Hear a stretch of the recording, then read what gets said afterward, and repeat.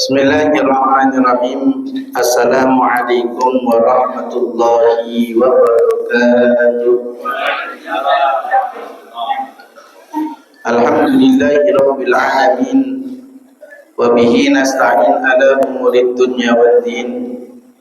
Wassalatu wassalamu ala asyrafil anbiya'i wal mursalin sayyidina wa maulana Muhammadin.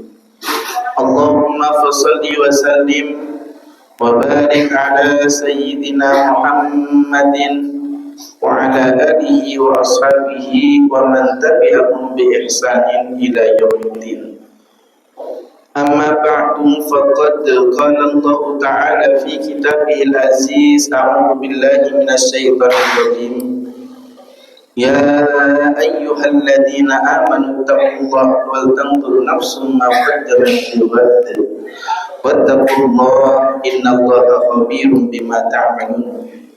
Sadaqallahul azim wa sadaqa rasuluhun nabiyul karim wa nahnu ala dzalika minasy syahidin wasyakirin walhamdulillahi rabbil alamin. Ayyuhas sha'imun rahimani wa rahimakumullah wa hafizakumullah. Syukur biqauli alhamdulillahi rabbil alamin. Kita panjatkan kehadirat Allah Subhanahu wa taala atas limpahan nikmat karunia-Nya kepada kita sekalian, sehingga kita masih diperkenankan untuk merasakan lezatnya beribadah, untuk melaksanakan kewajiban kita kepada Allah, juga untuk memanen kerahmatan Allah Subhanahu wa taala, keberkahan dari Allah Subhanahu wa taala di bulan yang mulia ini. Oleh karena itu, sebagai wujud rasa syukur kita terhadap kesempatan yang Allah berikan adalah dengan senantiasa berupaya untuk meningkatkan kualitas dan kuantitas ibadah kita kepada Allah, agar sejalan itu kualitas dan kuantitas ketakwaan kita juga meningkat dan kita mampu datang ke hadapan pengadilan Allah Subhanahu wa taala dengan berbekal takwa yang kita usahakan dalam kehidupan dunia ini. Para jamaah mata Allah Subhanahu wa taala, kalau kita mau melihat ibadah kita di bulan suci Ramadan, wabil khusus puasa yang kita lakukan, maka ada dua dimensi yang harus kita perhatikan agar puasa yang kita lakukan mampu memberikan asar atau dampak terhadap kenikaitan atau peningkatan ketakwaan kita kepada Allah Subhanahu wa taala. Puasa yang kita lakukan mempunyai dimensi secara lahiriah, jasadiah, dan juga puasa yang kita laksanakan memiliki dimensi secara ruhiyah atau batiniah.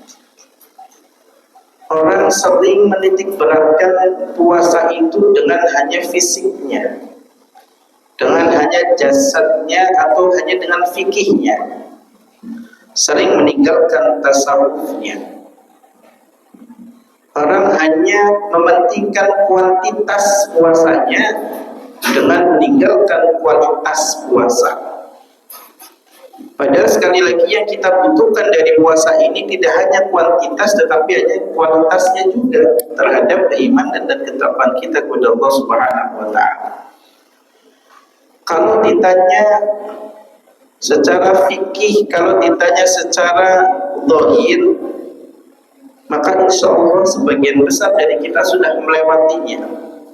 Puasa kita secara kuantitas itu adalah puasa yang baik.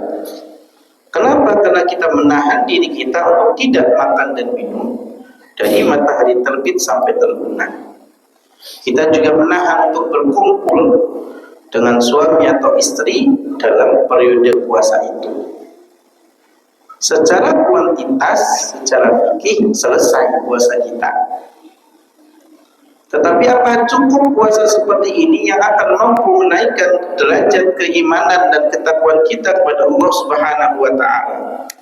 Padahal jelas tujuannya puasa kita itu adalah untuk menjadikan kita menjadi orang-orang bertakwa. Maka kita harus naik ke level berikutnya, yaitu puasa yang berkualitas.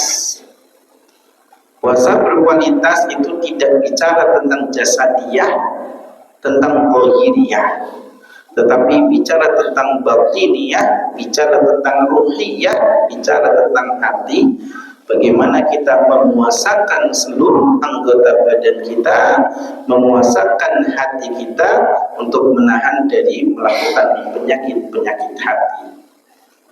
Nabi kita Muhammad SAW menyampaikan dalam sebuah sabdanya, ini sangat mafhum, sangat harus kita pahami agar puasa kita berkualitas. Kalimatnya sederhana, man lam yada' qawla zur wal 'amala bihi falaysa lillahi fi hajatin ay yada'a ta'amahu wa syarabahu.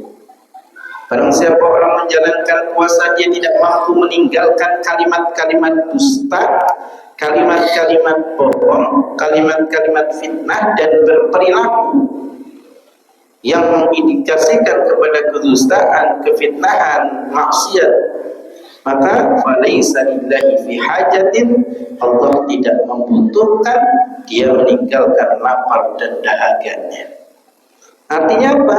Kualitas puasanya, nilainya tidak ada di hadapan Allah Subhanahu wa ta'ala. Itulah bisa jadi kenapa puasa yang kita lakukan tidak mempunyai dampak signifikan setelah Ramadan lewat.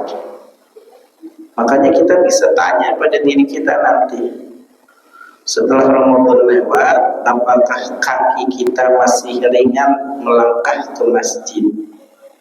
Setelah Ramadan lewat, apakah tangan kita masih ringan untuk memberikan bantuan, memberikan makan untuk orang lain? Setelah puasa lewat, apakah lisan kita masih tidak mampu untuk menahan, tidak menggunjing, tidak memfitnah, tidak mengadu domba?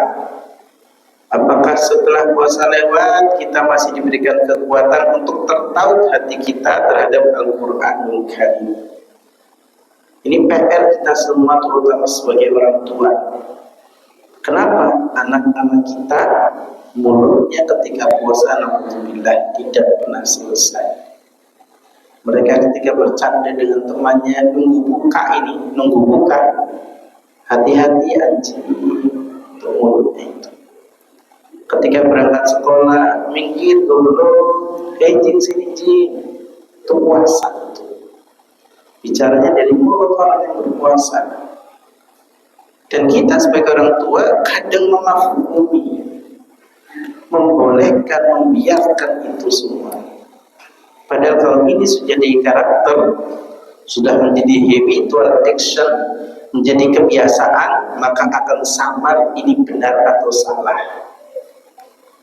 Nyaris kita saksikan anak-anak kita itu ketika mengeluarkan kalimat-kalimat kotor itu, mereka tidak merasa berdosa, tidak merasa kalau kalimat yang keluar dari mulut mereka adalah kalimat yang mungkin menyakiti. Jadi mudah sekali mulut anak-anak kita itu memanggil teman-temannya dengan sebutan yang naudzubillah, marah sedikit, atau konteksnya bercanda tapi yang keluar bahasa binatang, bahasa-bahasa yang merendahkan orang, yang sekali lagi indikasi dari baginda Rasulullah, kam min shaimin laisa lahu min siyami al-judi wal atas. Banyak orang puasa tidak dapat manfaat apapun kecuali lapar dan dahaga. Oleh karena itu penyakit mulut menjadi PR kita sekalian. Padahal luar biasa, mulut orang yang berpuasa di sisi Allah itu harumnya lebih harum daripada misik. Tetapi ketika diwarnai dengan kalimat-kalimat kotor seperti ini, maka ini menjadi PR. Bentengi putra-putri kita. Kalau lagi bercanda dengan temannya, memanggil temannya, pastikan tidak memanggil dengan lakop panggilan-panggilan yang buruk, panggilan-panggilan yang menghinakan dan menistakan.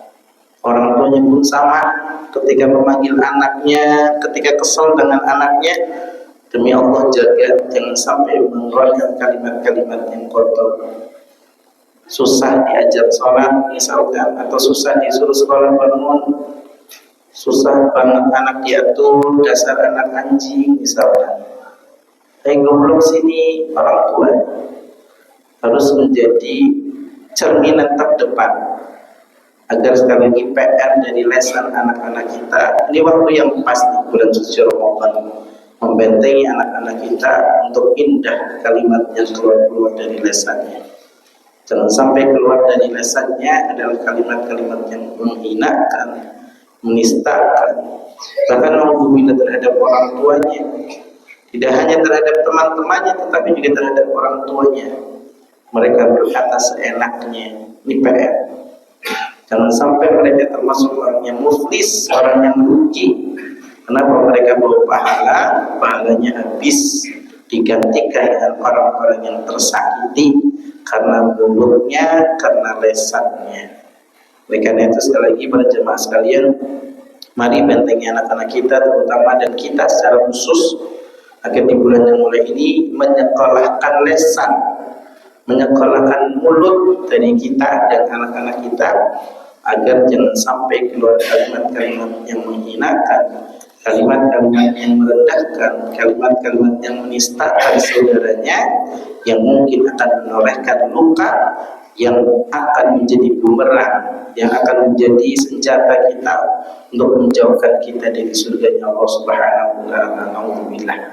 Oleh karena itu mudah-mudahan kita diberikan kekuatan, mudah-mudahan bulan suci Ramadan yang sedang kita lewat yang tidak terasa, kita sudah masuk fase yang kedua, yaitu fase di mana Allah turunkan maghfirah, Allah turunkan ampunan. Maka sekali lagi kita hidupkan ibadah di bulan yang mulai ini untuk mendapatkan ampunan dari Allah. Bagaimana orang-orang yang mendapatkan ampunan di fase yang kedua ini adalah orang yang masih diberikan keringanan seluruh anggota badannya untuk beribadah kepada Allah.